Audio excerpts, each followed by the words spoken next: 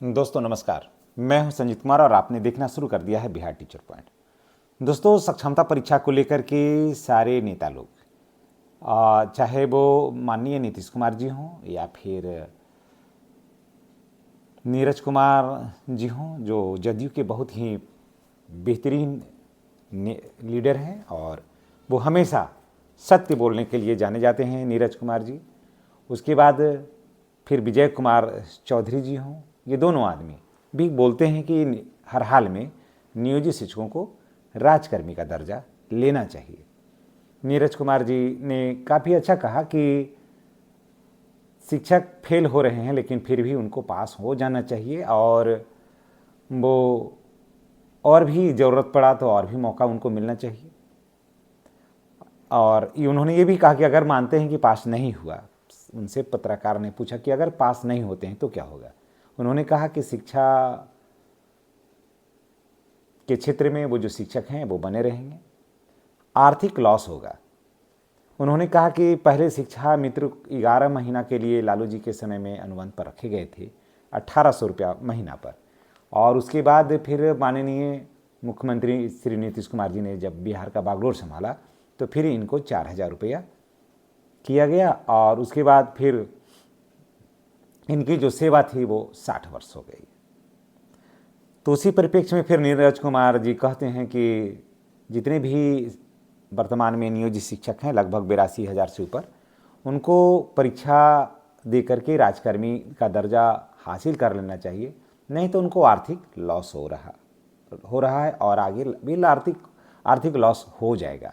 कारण कि एनपीएस का लाभ जिस हिसाब से उन्होंने कहा कि एनपीएस का लाभ नहीं मिल रहा है इन लोगों को और बाकी सारी सुविधाएं बरकरार है, तो ऐसे लाभ से वंचित हैं अभी हमारे नियोजित शिक्षक। तो इसलिए हम लोग नहीं चाहते हैं कि नियोजित शिक्षक इस लाभ से वंचित रहें, क्योंकि वो नीतीश कुमार के अभिन्न अंग है और नीतीश कुमार के सच्चे सिपाही हैं नियोजित शिक्षक।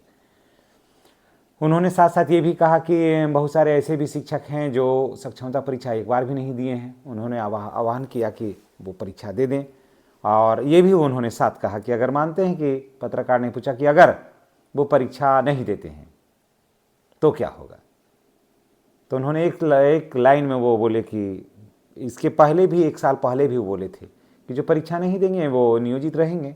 मुख्यमंत्री ने भी कहा कि जो परीक्षा नहीं देंगे वो नियोजित रहेंगे और नीरज कुमार जी ने सबसे पहले ये कहा था कि जो परीक्षा नहीं देंगे वो नियोजित रहेंगे।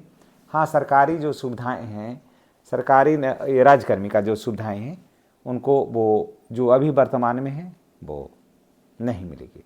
तो दोस्तों, नियोजित शिक्षक जो आज के डेट में हैं वो आखिर सक्षमता परीक्षा से दूरी बना के रहने का कई कारण हैं जिसकी वजह से नियोजित शिक्षक सक्षमता परीक्षा नहीं देना चाहते हैं।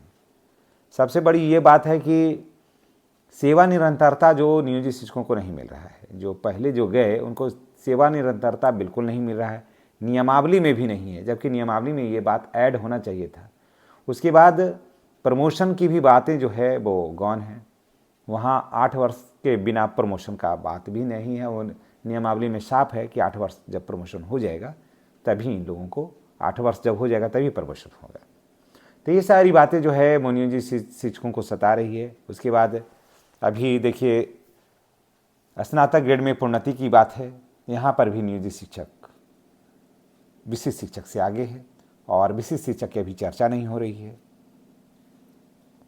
तो ये कई ऐसी बात है जहाँ पर नियोजित शिक्षक को बैकफुट पर ला करके खड़ा कर दिया है और थोड़ा और समय रहता नियोजित शिक्षकों के लिए और इधर सामने सक्षमता परीक्षा है, तो सारे नियोजित शिक्षक यही दुविधा में पड़े हुए हैं कि सरकार इस पर कोई ठोस निर्णय ले या फिर उधर वाले को कुछ ज़्यादा बेहतर लाभ दे, तब हम लोग इधर से जा कर के कुछ सोचेंगे विचारेंगे, और नहीं तो हम नियोजित ही सबसे बेहतर है। तो इसलिए जितने भी नियोजित शिक्षक भाई बहन हैं, कोई ये कह करके आजकल देखिए क्या हुआ है कि संतोष जी जो पटना के पत्रकार हैं, उनकी जो भाषा है शिक्षकों के प्रति, उनका भाषा काफ़ी अच्छा नहीं है, मर्यादित भाषा तो नहीं बोल रहे हैं और लोग डरा भी रहे हैं कि आपका वेतन बंद हो जाएगा तो ये हो जाएगा। तो मैं आपको बता दे रहा हूँ कि आपका वेतन वगैरह नहीं बंद होगा और आपको जो मिल रहा है, जो सुविधाएं मिल रही है, 8वें वेतन का लाभ भी मिलेगा, वरीयता का लाभ भी मिलेगा, स्नातक ग्रेड में प्रोन्नति भी मिलेगी, 2 इंक्रीजमेंट के साथ मिलेगी। उसके बाद आपको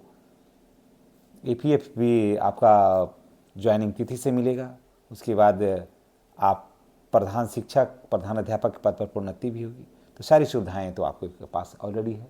इसलिए आपको अगर कोई डराता है और धमकाता है, आपको हतोत्साहित करता है, आपकी बातों को अपना पक्ष रख करके कमज़ोर करना चाहता है, तो इस बात को उनके सामने अपना रखिए पक्ष, क्योंकि नियोजित शिक्षकों का जो अभी वर्तमान में जो पक्ष है वो सबसे मजबूत है, किसी से कमज़ोर नहीं है। इसलिए नियोजित शिक्षक औरों से अभी ज़्यादा बेहतर है।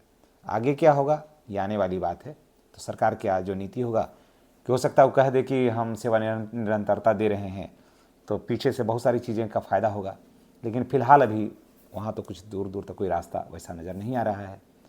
और इस संबंध में आप क्या कुछ राय रखते हैं कमेंट करके बस बताइएगा। धन्यवाद। और दूसरी अन्य से अभी नियोजित शिक्षक बेहतर है। और अगर आपके मन में भी अगर कोई दुविधा है तो आप निर्णय लेने के लिए आप स्वतंत्र हैं। धन्यवाद।